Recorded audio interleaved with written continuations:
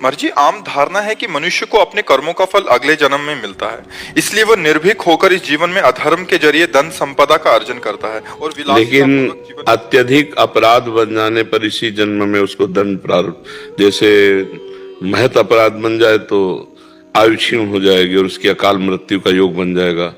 साधु अवज्ञा तुरत भवानी, कर कल्याण अखिल के हानि। छोटे मोटे अपराध तो ठीक है, लेकिन अगर महत अपराध बन जाए तो तत्काल लागू हो जाएगा। नहीं, अत्यंत दुष्ट को गोली मार दी जाती है, न्यायालय तक पहुंचाने की बात पीछे होती है, पहले उसको गोली मारी जाती है। नहीं तो न्यायालय कानून के अनुसार फिर अपराधी को फांसी या सजा मिलती है, लेकिन अत्यंत दुष्ट जैसे आतंकवादी है, क्योंकि अगर उनको चांस मिला तो फिर उनको मृत्यु दंड ही उनका सच्चा मार्जन है उनके अपराध का। तो जब महत अपराध बन जाता है तो फिर इसी जन्म में लागू हो जाता है।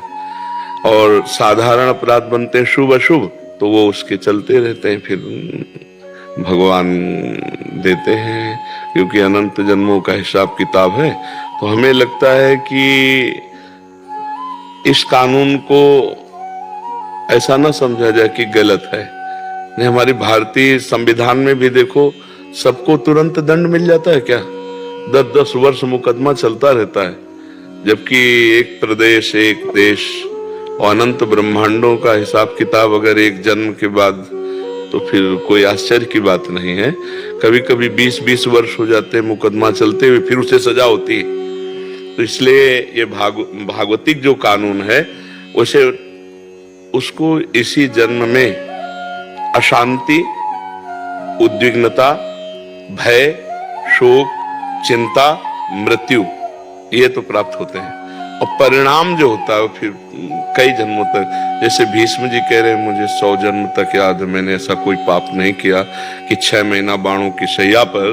तो फिर उदाहरण में भगवान ने आगे दिया कि आप एक राजा थे और आपने एक सर्प को झाड़ी पे डाला, कांटों पे, वो 6 दिन में तड़प तड़प के मरा, तो तुम्हें 6 महीना बाणों की शैया पर।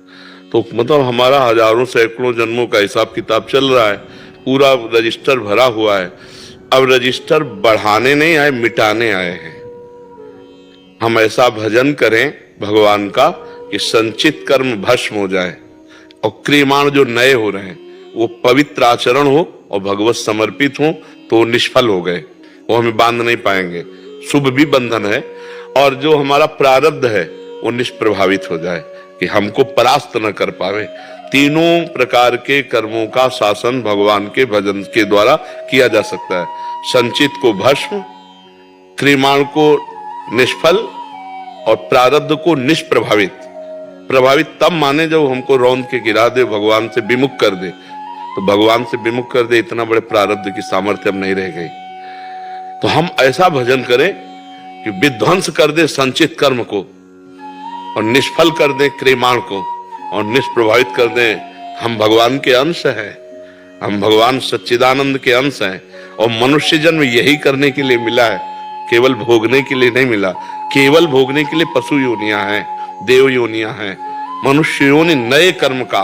तो हम ऐसा भजन करें, ऐसा परोपकार करें, ऐसा परहित करें कि हमारा मंगल हो जाए।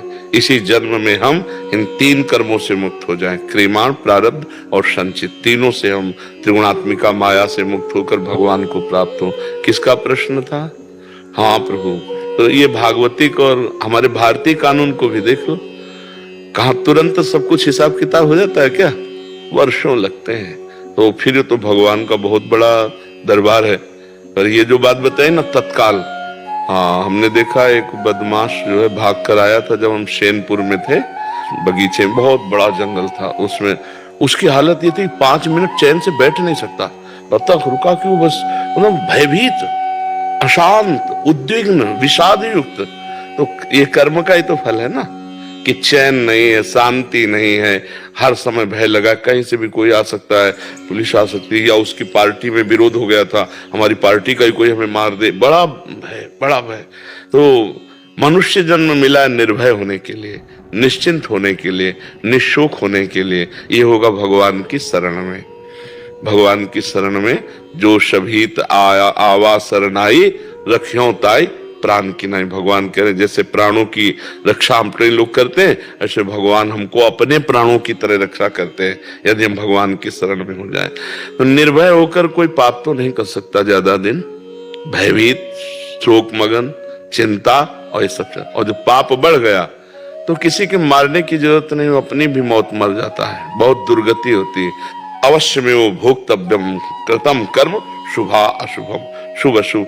ऐसा नहीं है कि कोई गलत करने वाला सजा बना रहे कि क्या श्रृंगार है घर और परिवार सब सुसज्जित, ऐसा नहीं। मिटिया मेट होते हुए देखा है और आप लोग भी देखते हो, थोड़े दिन चलता है, थोड़े दिन पुण्य जब तक रहेंगे ना तब तक चलेगा, इसके बाद मिटिया मेट हो जाएगा। मंदोदरी रावण की छाती कूट के ऐसी कहती कि प्रीतम जब तुम चलते थे तो धरती कांपती थी और राम विमुख असहाल तुम्हारा, रहा कोकुल रोवनिहारा। प्रत्यक्ष दिखा देते हैं भगवान, पाप कर्म करने वाला अंततो गत्वा विनाश को ही प्राप्त होता है। हाँ, तत्काल नहीं है, तत्काल नहीं है कि आपने किसी का कत्ल किया और आप तत्काल आपका गला काट दिया, ऐसा नहीं, ना हमारे कानून में है और न भागवतिक कानून में है। समय का इंतजार करो, अपने आप दंड मिल जाएगा, अपने आप दंड मिल जाएगा। तुम्हारा कर्म ही तुमको दंड देगा, तुम्हारा कर्म ही तुम्हें दंड दे देगा, कोई दूसरा दंड नहीं देता, कर्म ही देता है दंड। किसी की खोपड़ी में, तुम्हारी खोपड़ी में बैठ जाएगा, तुम्हारी खोपड़ी में बैठ के तुम्हारे हाथ से तुमको जहर खवा देगा, तुम्हारे हाथ से तुमको पंखे में लटका देगा, तुम्हारे हाथ से गोली शूट करवा देगा। कर्म बलवान है, इसलिए ऐसा ना मानना चाहिए कि बाद में देखा जाएगा, देखने लायक नहीं रहोगे, ऐसा दंड आता है देखने लायक नहीं रहो। सच्ची कहते हैं पाप से डरो, वो जब फलीभूत होता है ना तो अच्छे अच्छों के भगवत प्राप्त संतों के शरीर में भी प्रारब्ध अपना प्रभाव दिखाना चाहता है। रामकृष्ण परमहंस जी के गले में कैंसर, बड़े बड़े महापुरुषों के कर्म अवश्य भोगना पड़ता है। इसीलिए कोई ऐसा ना समझो कि हमने जो कर्म किया उसका फल नहीं मिलेगा। अगर कहीं डिलीट कर सकते हो तो एकमात्र भगवान का भजन है, दूसरा कोई उपाय नहीं।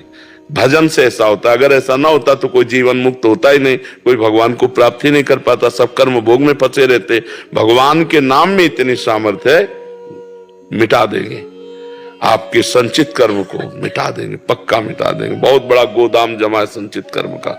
इसलिए नाम, भगवान का नाम जितना जप लो। इस बात को मत देखो कि वो पापी बहुत सुखी है, वो बहुत गाड़ियां और बहुत रुपया पैसा सब मिट्टी में मिल जाएगा।